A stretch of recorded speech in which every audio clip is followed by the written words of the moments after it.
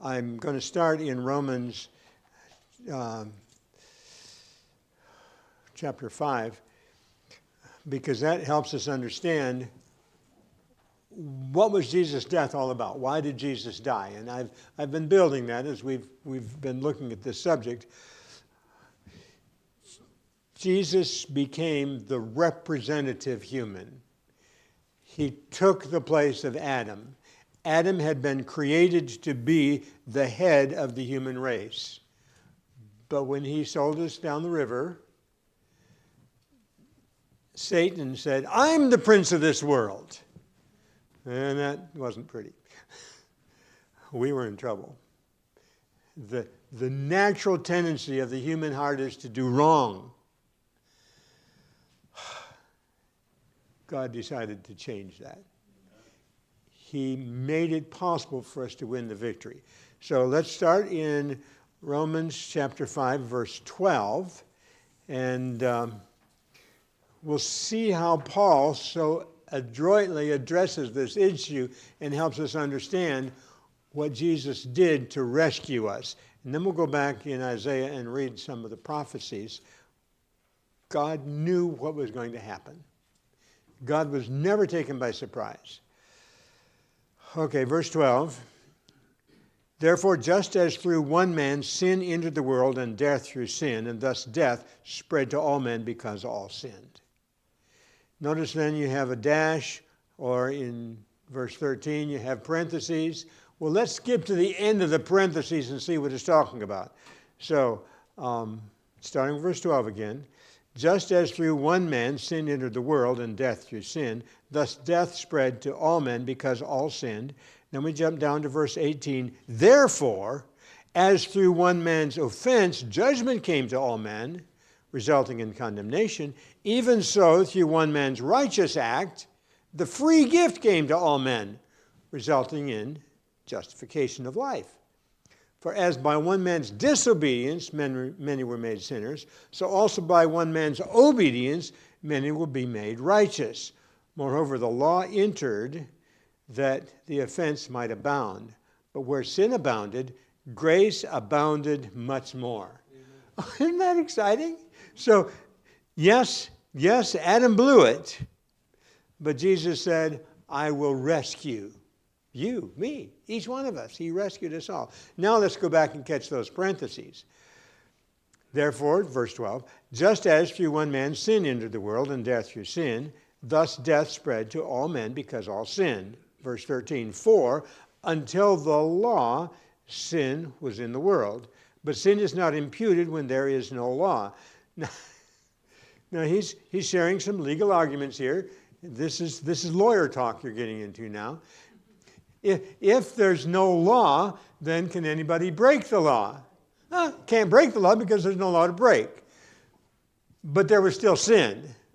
So there was still right and wrong, even if there's nothing written down. You know when you're misbehaving. Even children know when they're misbehaving.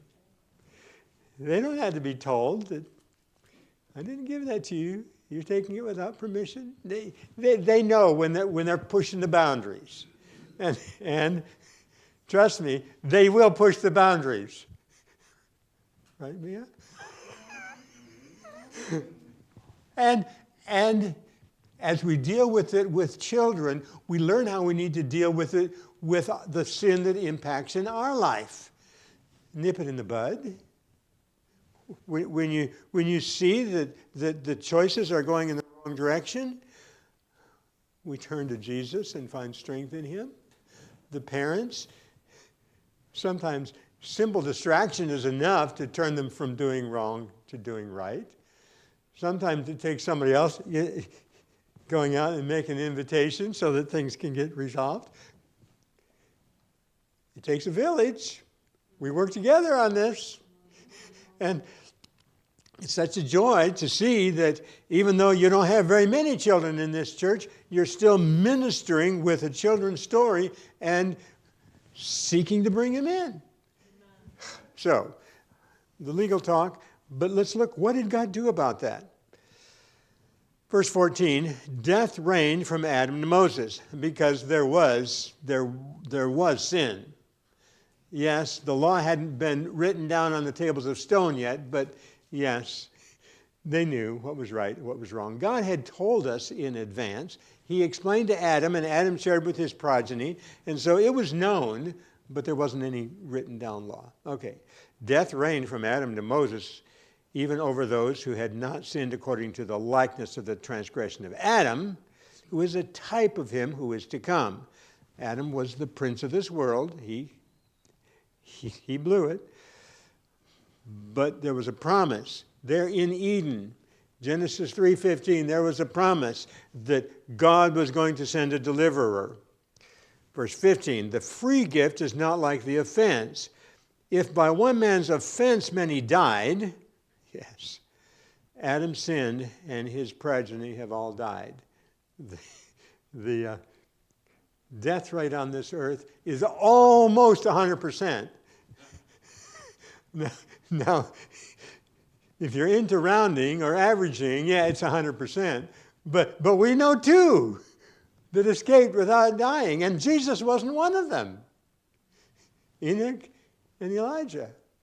So yeah, there's a lot of nines in that number, but it's not 100%.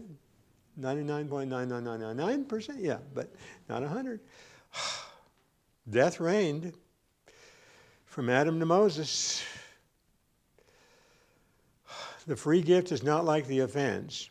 If by one man's offense many died, much more the grace of God and the gift of the grace of the one man, Jesus Christ, abounded to, and I've written all. That many is really talking about everybody. When Jesus died, he paid the price for all humanity.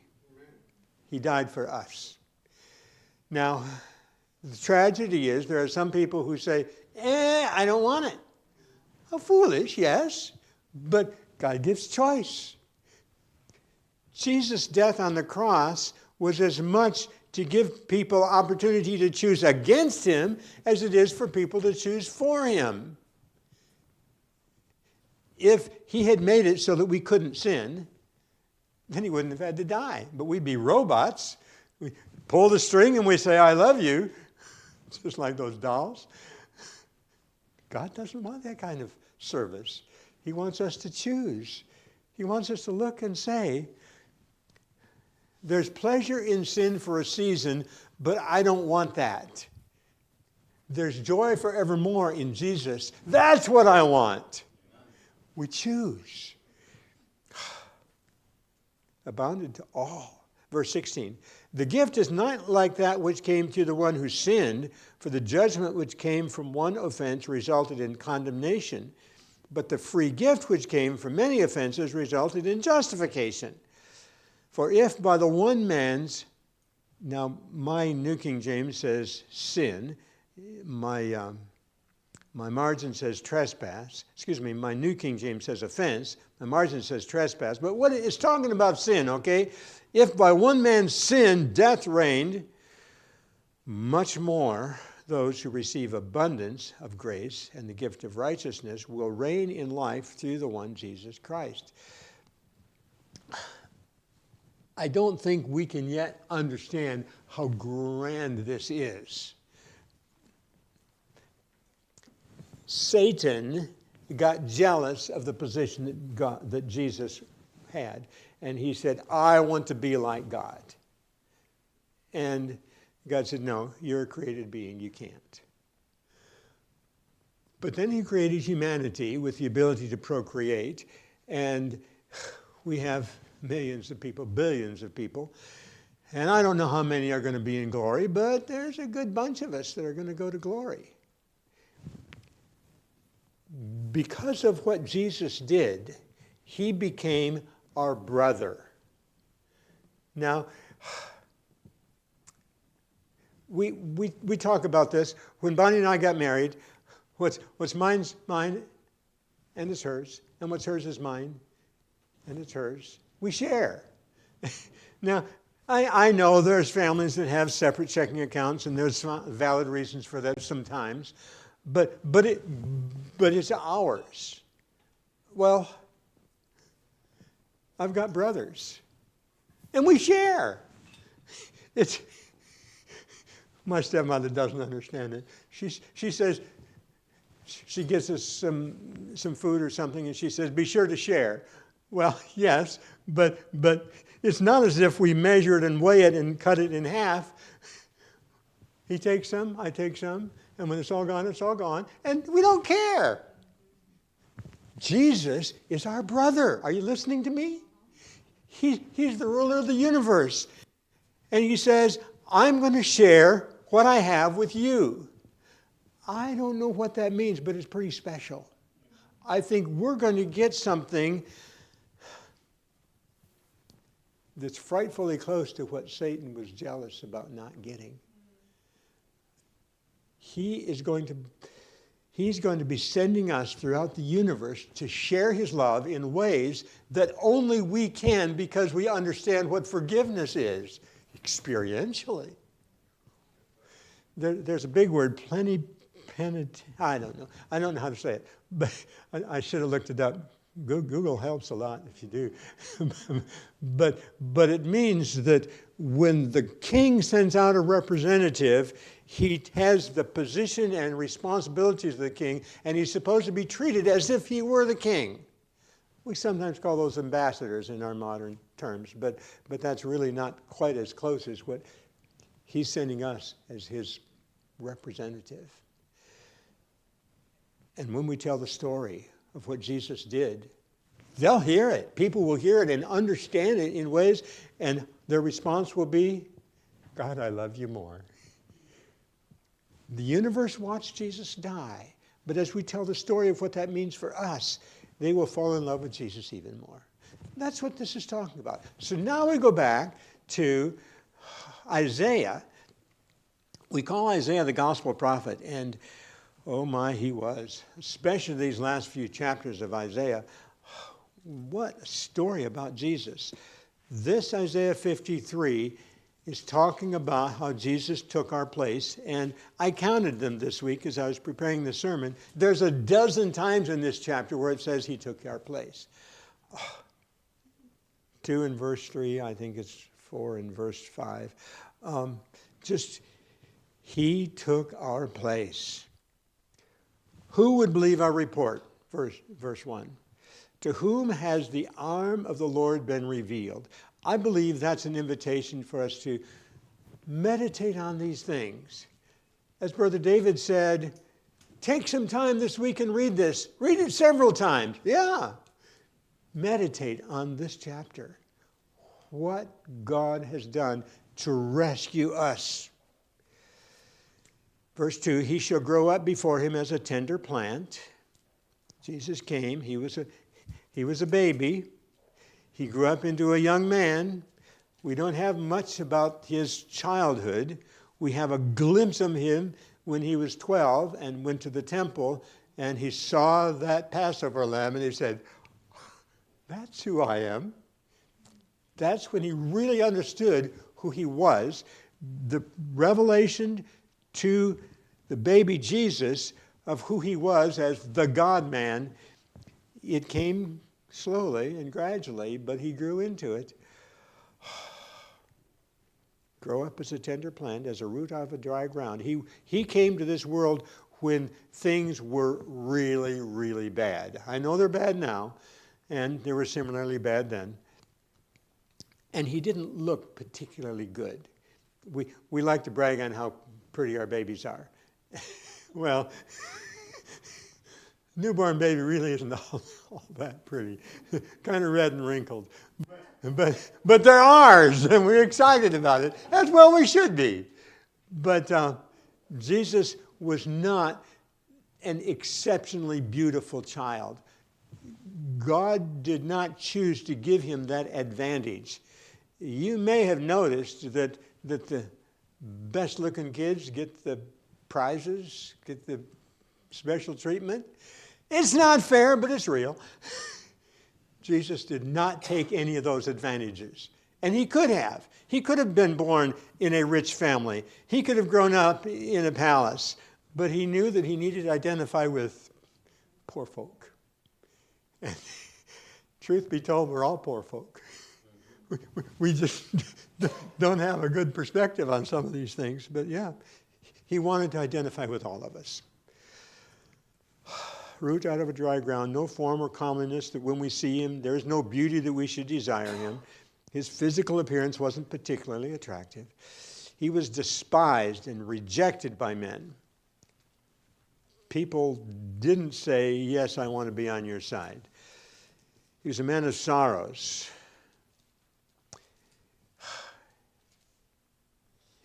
He suffered a lot of pain and sadness. He was acquainted with grief. He had a very tender heart. When he saw the neighbor boys throwing stones at the cats, he would go and rescue the cat. He had a tender heart. He hurt when he saw even animals being hurt.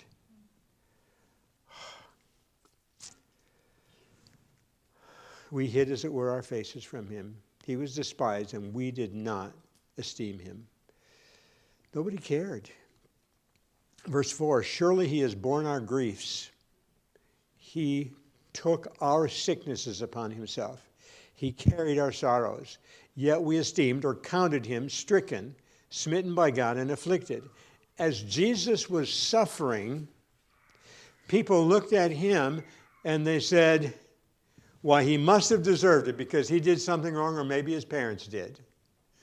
The lesson in the book of Job was not understood by them. Typical human nature is to say that if somebody's hurting, they deserve it. They must have done something. And you'll even hear that in the church. Well, what did he eat that he shouldn't have eaten so that now he's got lifestyle diseases? Well, now, yes, there is cause and effect. But we need to recognize that there's stuff going on in this world that's not simple cause and effect.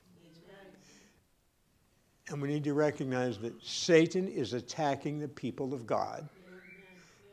And it's not going to get better. And in these attacks, he looks where we're the most vulnerable. So he attacks the leadership. Pray for your leaders. Pray for the leaders in your church. Pray for the leaders in the conference. And oh my, the general conference leaders get attacked in so many ways. Pray for them. Jesus was attacked by Satan, and people looked at it and said, well, he must have deserved it. They threw him under the bus, as it were.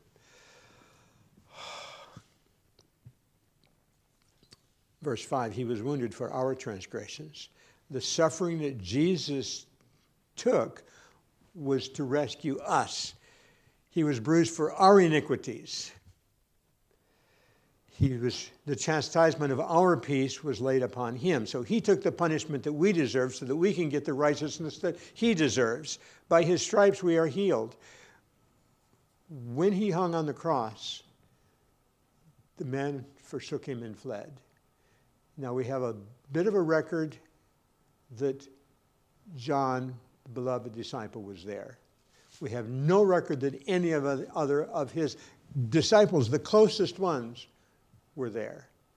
We do have a record that there were several women there. But interestingly, in that culture, women didn't count.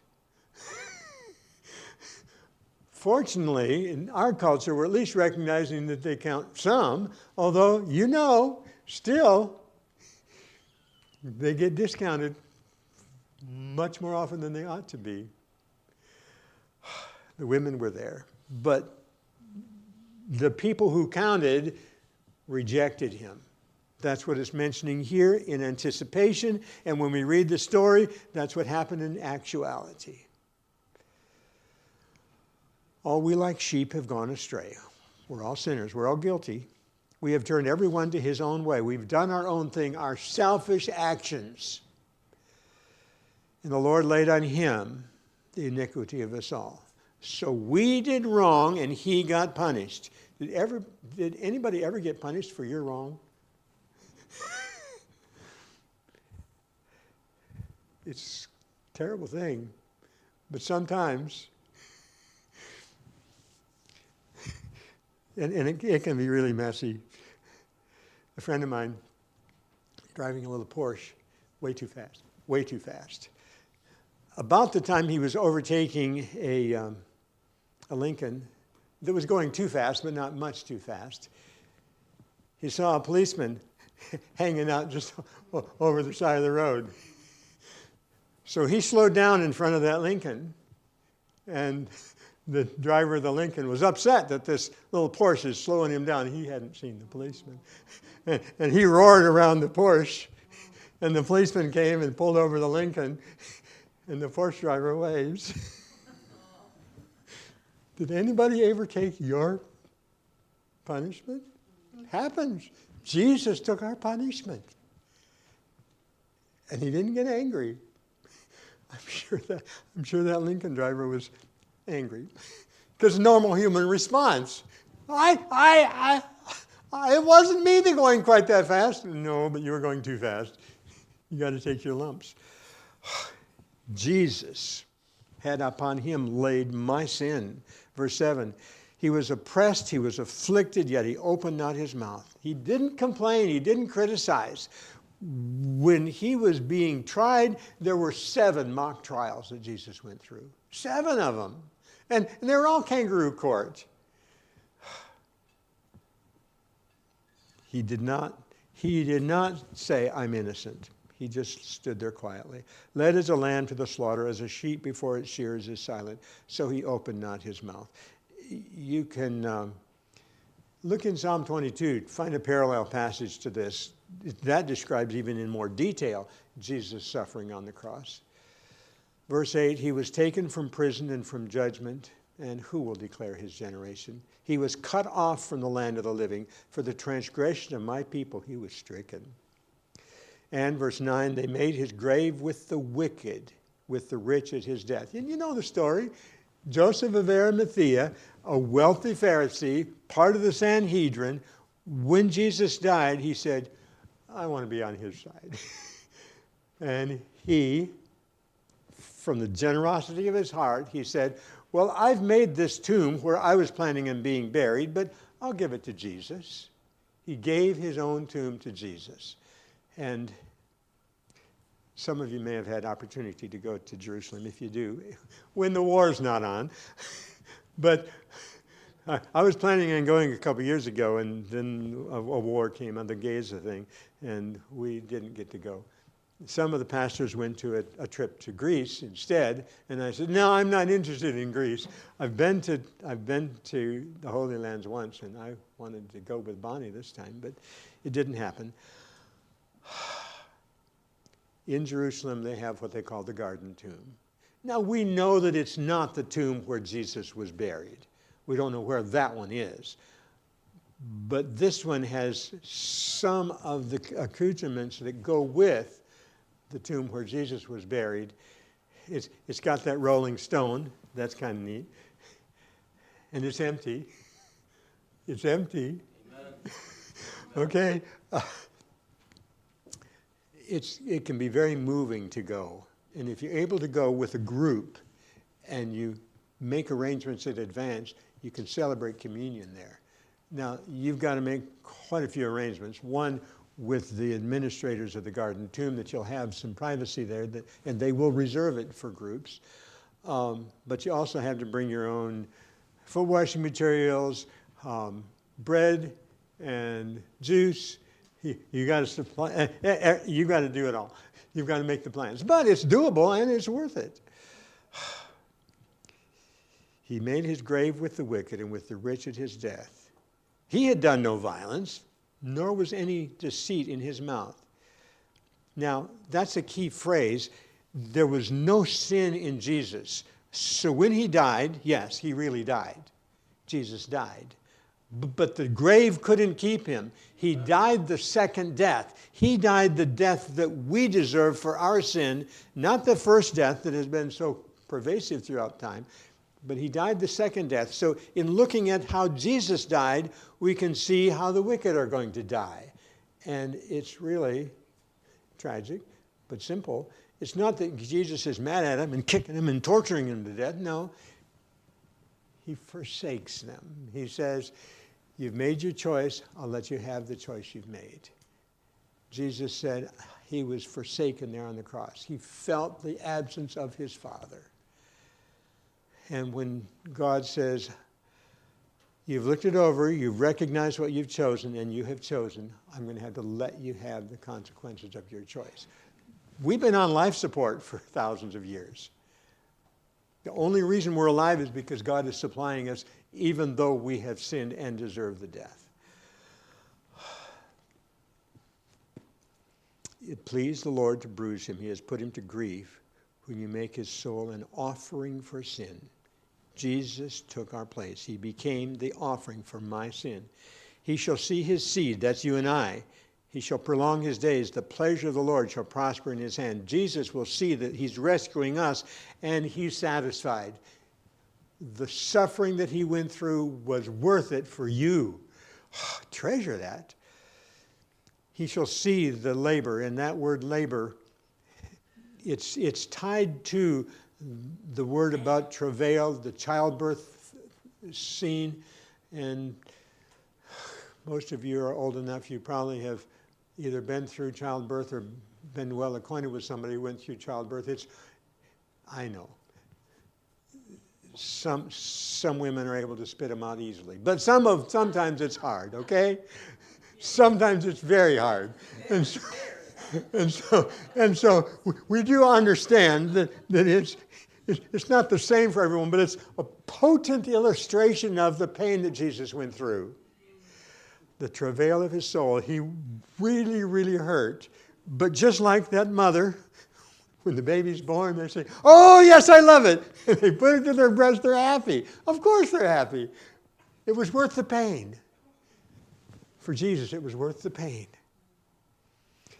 By his knowledge, my righteous servant shall justify many. And that word many, again, should be all. Everyone who's willing gets saved because of Jesus dying for us. He bears their iniquities. Therefore, I will. And it says divide, and God divides by multiplication and adds by subtraction. He does things, and his math is different than our math, and that's a good thing. But that means that Jesus, as the ruler of this universe, is going to involve us in the rulership. He's sharing the victory that he won with us. That's what that word divide means. He shall divide the spoil with the strong, because he poured out his soul unto death, and he was numbered with the transgressors. He bore the sin of many, that's all, and made intercession for the transgressors. I don't think we can yet understand what it really means, but we're brothers and sisters to the King. We are inheritors of eternity with him.